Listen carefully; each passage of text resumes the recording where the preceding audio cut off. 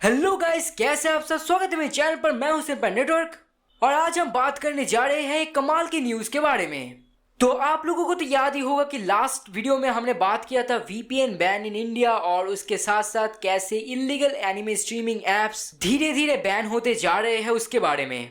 तो ये बात तो सबको पता ही है कि अगर पार्लियामेंट के हिसाब से वीपीएन इंडिया में बैन हो जाए तो फिर पर्टिकुलरली हम एनिमे फैंस जो लीगली सपोर्ट करना पसंद करते हैं एनिमे को, उनको कितना बड़ा प्रॉब्लम झेलना पड़ सकता है।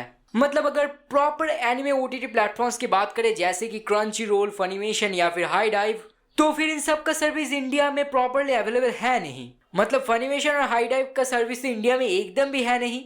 और अगर बाई चांस वीपीएन इंडिया में बैन भी हो जाए तो फिर कुछ इंडियन क्रंची रोल सब्सक्राइबर्स वालों को बहुत ही प्रॉब्लम झेलना पड़ सकता है। और आपको पता ही है कि अमेजॉन प्राइम और नेटफ्लिक्स इंडिया में सेशन अपडेट ज्यादा आता नहीं एनिमे के बारे में, इसलिए एनिमे को सपोर्ट करना बहुत ही मुश्किल हो जाता है। लेकिन guys, VPN banning, anime streaming platforms banning के बावजूद भी आज हमारे पास एक बहुत ही अच्छा न्यूज है और ये न्यूज भी है नेटफ्लिक्स इंडिया और एनिमे को लेकर। तो फिर क्या है आज का न्यूज, जानने के लिए वीडियो का अंत तक देखिए। तो ये बात तो सबको पता है कि कोमी कैन कम्युनिकेट एनिमे इस फॉल को आने वाला है और ये शायद इस फॉल का सबसे ज्यादा एंटिसिपेटेड एनिमे है।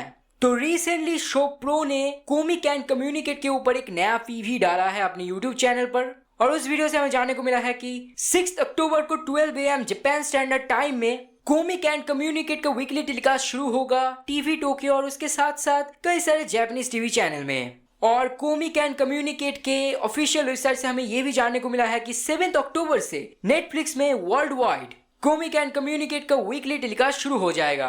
तो नेटफ्लिक्स वर्ल्ड वाइड के बात सुन के आप लोग शायद ये सोच रहे होंगे कि जापान के लिए वर्ल्ड वाइड टेलीकास्ट तो बाहर के देशों में टेलीकास्ट होना दर्शाता है, इसका मतलब तो ये नहीं है कि इंडिया में भी रिलीज होगा। तो अगर आप लोग बाई चांस ये सोच रहे हो तो फिर आप गलत है, क्योंकि शोगाकुकान के वीकली शोनेन संडे मैगजीन से हमें ये जानने को मिला है कि कोमी कैन कम्युनिकेट वर्ल्ड वाइड 190 देशों में रिलीज होने वाला है और उन 190 देशों के अंदर इंडिया डेफिनेटली है, क्योंकि नेटफ्लिक्स के वायो के हिसाब से नेटफ्लिक्स का सर्विस सिर्फ 190 देशों में ही है। तो इसका मतलब इंडिया में कोमी कैन कम्युनिकेट डेफिनेटली आ रहा है और वो भी ऑफिशियली। लेकिन अब सवाल ये है कि क्या इसे हिंदी डबिंग मिलेगा। तो शोगाकुकान के इस मैगजीन में इसके सिवाय भी और भी कई सारे डिटेल्स है और वो ये है कि कोमी कैन कम्युनिकेट एनिमे को 31 लैंग्वेजेस में सबटाइटल मिलने वाला है। और बस यही नहीं, कोमी कैन कम्युनिकेट एनिमे डब हो रहा है 8 भाषाओं में। तो ये बात तो तय है कि हिंदी सबटाइटल के साथ शायद तमिल और तेलुगु सबटाइटल्स भी अवेलेबल होगा और शायद हिंदी में भी डब हो सकता है। क्योंकि देखिए, इवांगेलियन भी जब हिंदी में प्रीमियर हुआ था उसके पहले ये कहा गया था कि 10 भाषाओं में ये डब होगा और अब भी ये कहा जा रहा है कि 8 भाषाओं में कोमी कैन कम्युनिकेट डब होने वाला है, इसलिए हिंदी होने का चांसेस बहुत ही ज्यादा है। क्योंकि देखिए गाइस, ओवरसीज कंपनियां बहुत ही ज्यादा इंडियन ऑडियंस को टारगेट कर रहे हैं और एक्सबॉक्स कंपनी के बारे में आपने तो सुना ही होगा, उन्होंने भी ये कह दिया था कि गेमिंग के मामले में उनका टारगेट भी इंडिया होने वाला है। तो एनिमे क्या चीज है। और सच कहे तो नेटफ्लिक्स वाले रिसेंटली बहुत ही ज्यादा किड्स एनिमे को हिंदी में डब करवा रहे हैं। मतलब वो ज्यादातर ही किड्स एनिमे को हिंदी में डब करवाते हैं और क्योंकि कोमी कैन कम्युनिकेट 11 अक्टूबर से ओहासुता किड्स प्रोग्राम में दिखाया जाएगा, जहां पर मेनली बच्चों के एनिमे जैसे पोकेमॉन, बेब्लेड के ऊपर डिस्कशन वीकली किया जाता है। तो इसीलिए मुझे ये लगता है कि कोमी कैन कम्युनिकेट का भी टीवी रेटिंग पोकेमॉन जैसा ही बच्चों का होने वाला है। और ये बात तो आपको पता ही है कि ओएलएम और show pro Kom can communicate के ऊपर काम कर रहे हैं, जो कि मेनली पोकेमॉन और बेब्लेड के लिए जाने जाते हैं। तो इसलिए अगर बाय चांस किड्स जानरा में कोमी चला जाए तो फिर इसका हिंदी डबिंग पाना और भी ज्यादा आसान हो जाएगा। लेकिन फिर भी लास्ट टाइम इवांगेलियन के दौरान भी मैंने प्रेडिक्ट किया था कि वो भी हिंदी में रिलीज होगा और वो हो भी गया और इस बार भी मुझे लग रहा है कि ये भी हिंदी में आएगा। फिर भी वक्त के साथ साथ हमें जरूर पता चलेगा।